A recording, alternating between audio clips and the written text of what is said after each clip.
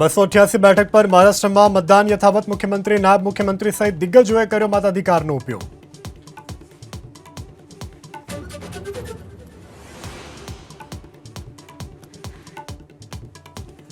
મહારાષ્ટ્રમાં કેશકાંડ અને બિટકોઇન પર રાજકીય ઘમાસાણ. ભાજપનો દાવો 235 કરોડનું કૌભાંડ. ઓડિયો પર સુપ્રિયા સુલે બોલ્યા, મારો અવાજ નથી.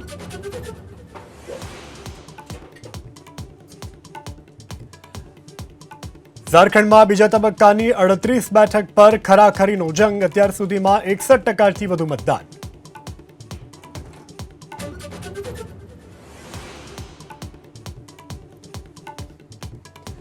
ઉત્તર પ્રદેશમાં પેટા ચૂંટણી વચ્ચે ચૂંટણી પંચની મોટી કાર્યવાહી. 3 જિલ્લામાં અત્યાર સુધીમાં 7 પોલીસ કર્મચારી સસ્પેન્ડ.